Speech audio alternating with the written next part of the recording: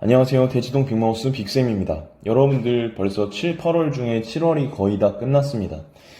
이제 무더운 여름도 한 달밖에 남지 않았어요. 여러분들이 좀 기억해 주셔야 되는 부분은 물론 힘든 거 다 알지만 이제 최선을 다할 수 있는 시간이 얼마 남지 않았다는 겁니다. 그래서 여러분들 지금 남은 기간 동안 정말 최선을 다할 수 있는 그런 여러분들이 되시길 바라고 수험 기간이라는 건 저는 뭐라고 생각하냐면 내 인생에서 유일하게 나만 생각할 수 있는 시간이라고 생각을 해요. 그리고 가장 깊게 나에 대해서 탐구할 수 있는 시간이라고 생각을 합니다. 그래서 여러분들께서 한번 되물어 보세요. 지금 나 자신에 가장 집중해야 될 시간에 나 외에 외부적인 어떤 세상의 이슈라든지 영화라든지 노는 거라든지 가수라든지 뭐 이런 것들에 대해서 관심을 더 많이 기울이는 건 아닌지를 한번 생각해 주셨으면 좋겠습니다. 이 시간이 지나면 여러분들은 좋든 싫든 나 이외에 다른 것들에 많은 신경을 써야 됩니다. 네.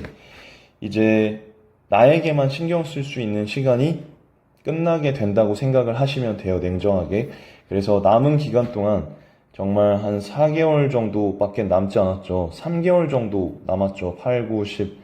3개월 하고 한 2주 정도밖에 남지를 않았습니다. 그렇기 때문에 여러분들이 반드시 나 자신에 집중할 수 있는 시간을 보내시기를 진심으로 바라고 응원하겠습니다. 오늘 이 시간에는 정말로 나 자신과의 뜨거운 한판 승부를 보내고 싶은 친구들을 위한 영상이에요. 7, 8월 달은 보통 문제풀이 시기죠. 그래서 문제풀이 할 때 여러분들이 가장 많은 고민을 하는 게 뭘까 생각을 해봤을 때는 바로 시간 단축이라는 생각이 들더라고요. 수능 국어에 대해서 일단 중심으로 얘기를 하겠지만 다른 과목에도 적용이 가능하니까 여러분들이 적용을 해보시면 좋겠습니다. 근데 이게 비법 중에 비법이거든요. 사실은 수능 국어 이제 시험 시간이 80분인데 70분 안에 풀어낸다는 건 정말 쉽지 않은 일이잖아요. 그런데 이 영상, 짧은 영상 보고 나면 여러분들이 그 비법을 알게 될 거예요. 근데 저도 이게 돈을 받고 알려줘야 되는 정보를 공짜로 알려드리는 거니까 저도 나름대로 테스트를 해야 될 것 같아요, 여러분들을. 두 가지 기준을 통해서 제가 테스트를 해볼 건데요. 여러분들 첫 번째로 제가 여러 과정들에 대해서 말씀을 드릴 거예요. 수능 국어 1등급을 받을 수 있는 여러 과정들에 대해서 말씀을 드릴 텐데 그대로 하면 반드시 될 수 있어요. 지금부터 해도 가능은 하거든요. 그런데 쉽다고는 얘기하지 않았어요. 되게 힘들어요. 그래서 여러분들이 지금 제가 영상에서 말씀드리는 이 과정을 충실하게 강력한 의지로 해낼 수 있는지를 자문해 보세요. 한 10초 전까지만 없었다 하더라도 제 말을 듣고 한번 해봐야겠다라는 생각이 든다면 영상을 봐도 좋아요. 그리고 제 영상을 보기 전부터 어떤 것이든 할 수 있다라는 강력한 의지로 무장한 친구들이라면 영상 계속 봐도 좋아요. 그런데 제 말을 들었는데도 뭐 저렇게까지 해야 되나 라고 생각할 것 같은 친구들은 뒤로 가기 눌러주시면 감사할 것 같습니다. 그 다음에 두 번째 기준은 뭐냐면 여러분들이 수능 1등급을 간절히 원하는지를 한번 되뇌어 보세요. 내가 영화를 보고 싶은 것보다 수능 1등급을 더 받고 싶은지, 친구랑 놀고 싶은 것보다 수능 1등급을 더 강력히 원하는지 이런 것들을 한 번만 더 생각해 주시기를 부탁드리겠습니다. 만약에 내가 수능 1등급을 받고 싶은 것보다 조금 더 쉬고 조금 더 자고 친구들과 노는 걸 원한다면 그 친구는 이 영상을 들을 자격이 없습니다. 그렇기 때문에 뒤로 가기를 눌러주시면 감사하겠습니다. 제가 다소 냉정하게 말씀을 드렸지만요. 사실 시험이라는 건 그렇잖아요. 정말 의지를 가진 친구와 의지를 갖지 않은 친구가 나뉘어지는 그런 이벤트이기도 하고 사실은 정말 열심히 하고 의지를 가진 친구가 1등급을 거머쥐어야 되는 게 맞잖아요. 그래서 제가 다소 냉정하지만 이런 기준을 여러분들께 적용을 시킨 겁니다. 자, 이제 여러분들 이 두 가지 기준을 만족하는 사람들만 남아 있을 거예요. 맞습니까? 그런 친구들을 위해서 제가 좀 더 텐션을 높여서 말씀을 드릴 테니까요. 영상이 도움이 되신다면 구독과 좋아요 한 번씩 부탁드리겠습니다. 자, 본격적으로 시작을 해보면요. 여러분들이 원하는 시간 단축이란 무엇인가를 한번 같이 생각해 보겠습니다. 여러분들은 단순히 빠르게만 푸는 걸 원치 않을 거예요. 그리고 정확하게만 푸느라 시간이 느려서 몇 지문 풀지 못하는 상황도 원치 않을 겁니다. 여러분들은 모두 다 빠르고 정확하게 70분에서 75분 안에 문제를 다 풀고 정확도까지 얻어낼 수 있는 그런 비법을 원할 거예요. 제가 확실하게 말씀을 드리겠습니다. 근데 이거를 말씀드리기 전에 여러분들은 고정관념을 깨셔야 돼요. 고정관념. 뭐냐면, 자, 쉬운 얘기부터 하고 어려운 얘기를 해보겠습니다. 일단 시간 단축을 하기 위해서는 아주 간단합니다. 바로 양과 질의 법칙을 이제 만족을 하시면 되는데요. 여러분들이 시간 단축을 하기 위해서는 양적인 기준을 만족을 시키셔야 되고 질적인 기준을 분명히 만족시키셔야 됩니다. 그런데 양적인 건 여러분들이 다 아시다시피 문제를 많이 푸는 거고요. 질적인 건 다 아시다시피 분석을 열심히 하고 깊게 생각을 하는 거예요. 그런데 공부를 하다 보면 이 둘 간의 밸런스를 갖추기가 되게 어렵거든요.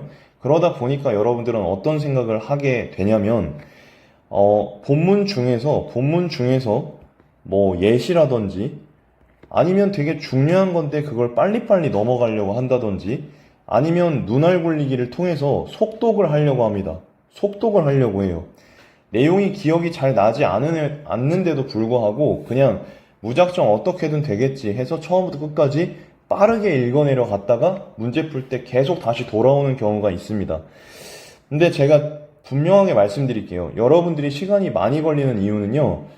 본문을 천천히 읽어서도 아니고요. 아닐 가능성이 높아요. 그리고 문제풀이 스킬이 없어서도 아닙니다.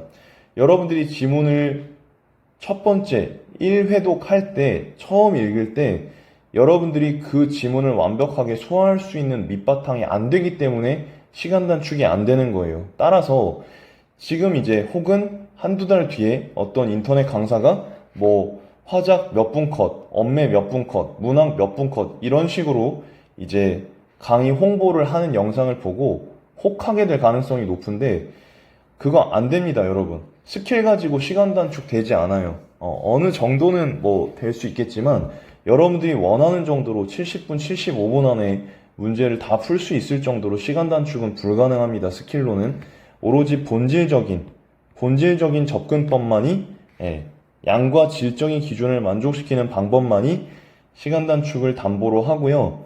여러분들이 지문 옆에 메모를 한다거나 아니면 이해를 좀 더 하려고 생각을 깊게 한다던가 이런 것 때문에 시간이 많이 걸리는 게 아니고요.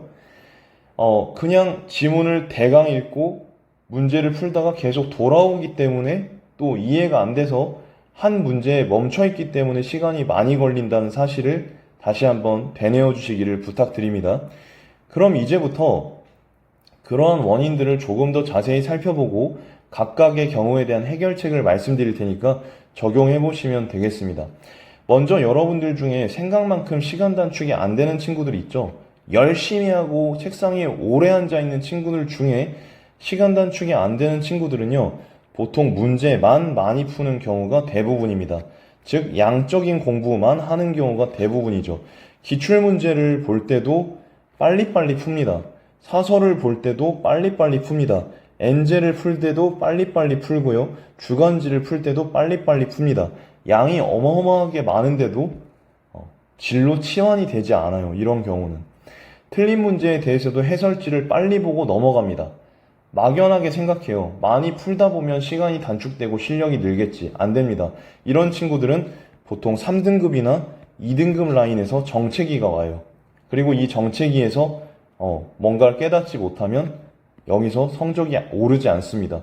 이건 2년을 하거나 3년을 하거나 마찬가지예요. 여러분들의 이러한 습성이 바뀌지 않는 한은, 깨달음이 없는 한은 계속 이 구간의 정체가 될 것입니다. 그러면 어떻게 해야 되느냐? 2번으로 가보겠습니다.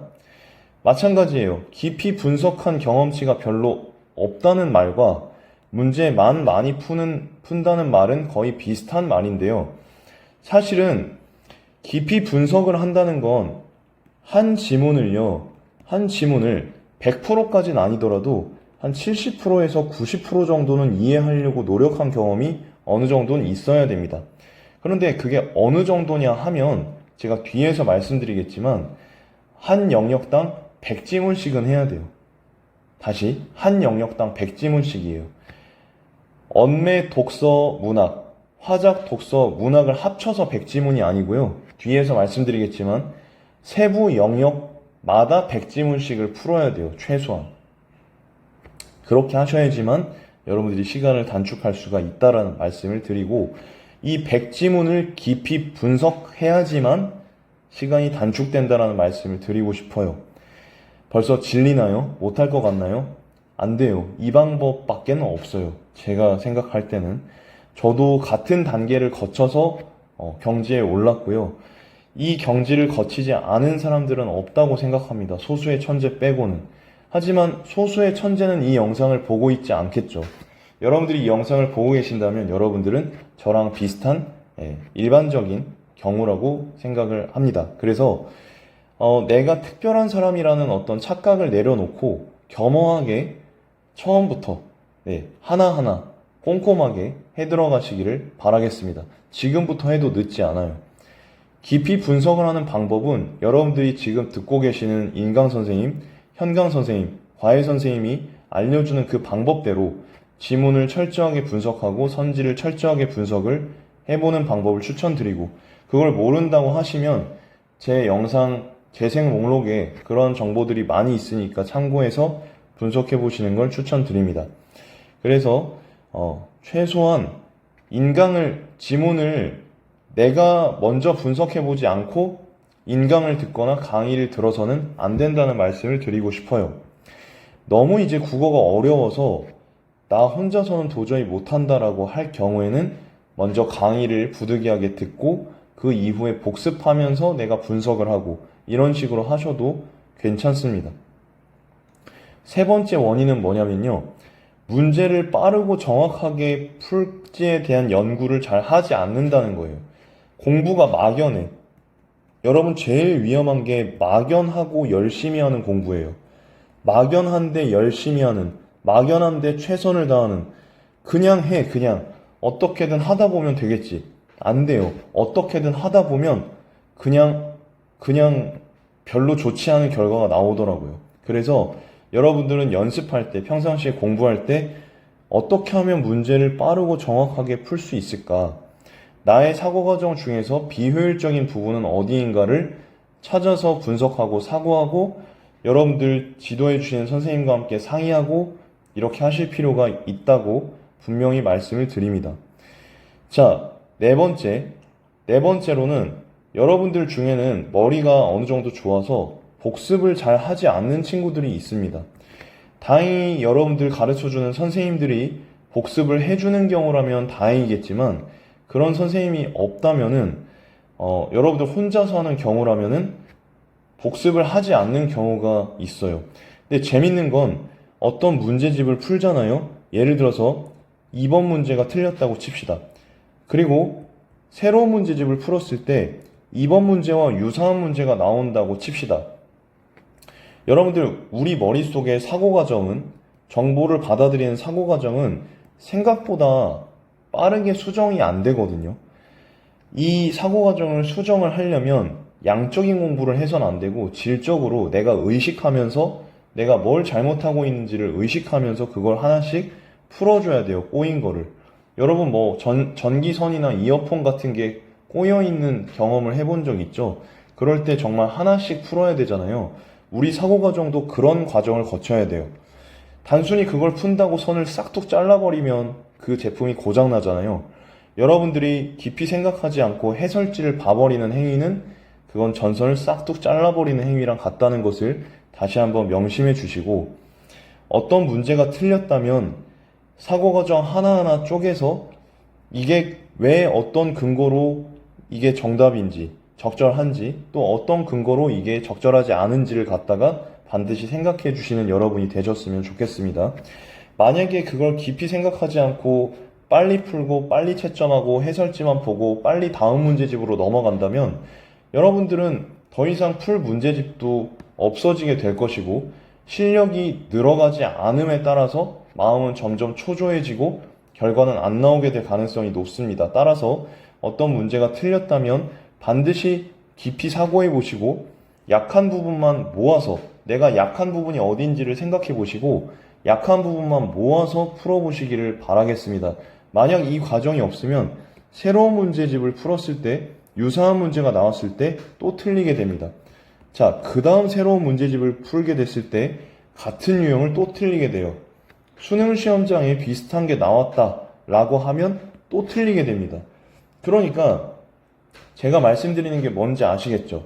양적인 공부, 내 사고 과정에 꼬인 실타래를 풀지 않고 무턱대고 양적인 공부를 해나간다면 이거는 결과가 불보듯 뻔하다라는 거예요.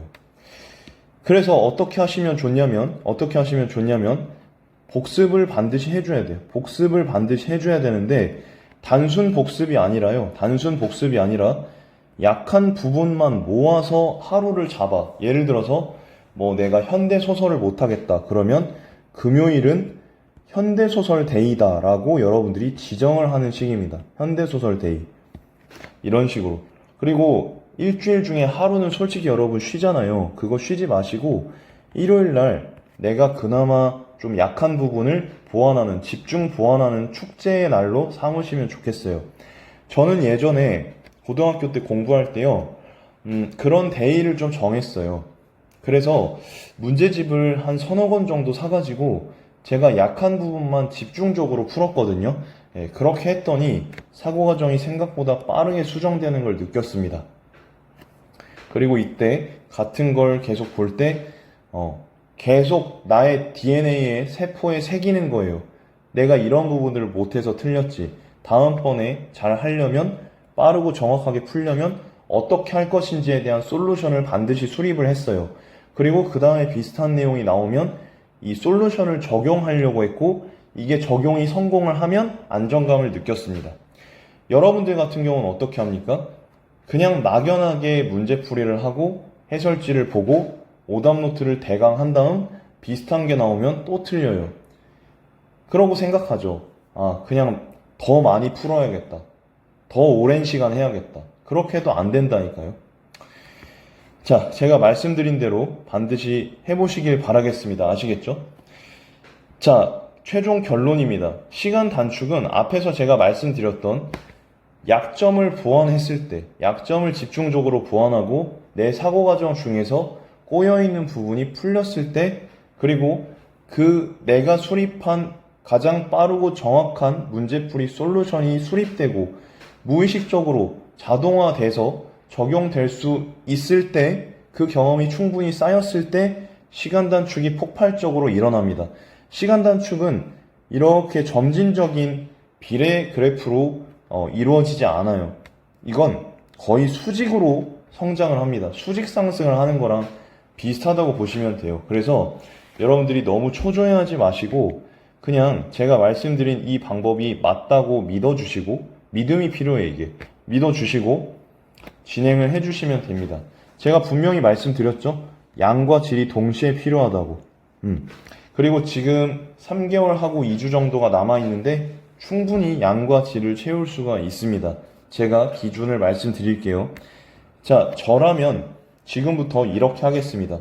독서 인문지문 100지문씩 100지문을 분석하고 문제풀이를 하고 거기에 대해서 성찰을 하겠습니다. 많아 보이긴 하는데 생각보다 얼마 안 돼요. 기출문제만 해도 벌써 몇 지문이에요. 예. 기출문제만 해도 벌써 한 3, 40지문 될걸요?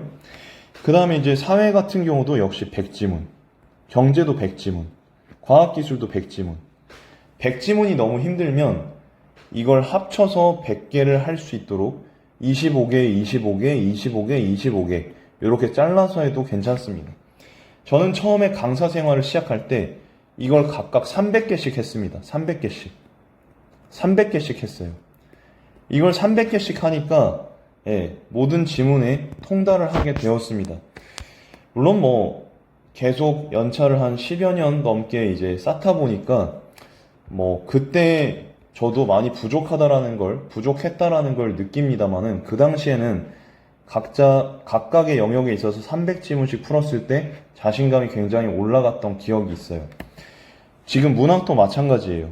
의지가 있는 친구라면 100지문씩 해요. 문학은 100지문씩 할 수 있잖아, 충분히. 100지문씩 해야 돼. 그러면 문학을 100지문씩 제 방법대로 하시면 거의 20분에서 23분 안짝으로 들어올 수 있게 돼요. 어떤 지문을 만나도. 부담스럽다면 먼저 25지문씩이라도 해보시기를 바라겠습니다. 저는 역시 300지문씩 했습니다. 언매 같은 경우도 마찬가지. 저라면 의문론 100문제, 형태론 100문제, 통설론 100문제, 매체 100문제 이렇게 할 것 같습니다. 부담이 된다면 역시 25문제씩 진행해 주시면 되겠고, 저는 뭐 300문제 이상 풀었죠. 이거 화작 같은 경우도 100문제씩, 이거 50문제씩 풀어야 100%가 되겠죠. 자, 그래서 요 정도의 양이 필요해요. 그리고 이 100지문을 최대한 여러분들이 꼼꼼하게 살펴보시고 성찰하는 노력이 필요합니다. 여러분들 시간이 너무 많이 걸린다고 뭐 그러실 필요 없어요. 25지문씩이라도 충실하게 소화를 하면 충분히 가능하니까요. 자, 그리고 여기서 끝난 게 아닙니다. 실전 모의고사를 최소 50회 정도는 푼다는 느낌으로 가야 돼요. 50회. 아시겠습니까? 몇 회? 50회. 50회. 아시겠습니까? 기출문제 포함 플러스 알파로 사설 모의고사 합쳤을 때 50회 정도면 충분하다고는 할 수 없지만 최소 기준은 됩니다. 50회를 푸신다고 생각하시고 노력에 임해주세요. 여러분들이 보통 공부를 하다 보면 이거에 반의 반도 안 되는 공부량을 소화하고서 나는 최선을 다하고 있다고 하는 경우가 많은데요. 객관적인 최선이란 이 정도예요. 아시겠죠? 대치동 빅마우스가 여러분들이 정말 최선을 다하는 친구라는 가정하에 양과 질의 기준과 그리고 방법론적인 것을 좀 빠르게 말씀을 드렸습니다. 적용해 보시고 궁금한 점은 댓글로 남겨주시고 남은 기간 최선을 다해서 좋은 결과 얻으시기를 바라겠습니다. 대치동 빅마우스는 또 다음 영상에서 좋은 모습으로 찾아뵙겠습니다. 감사합니다.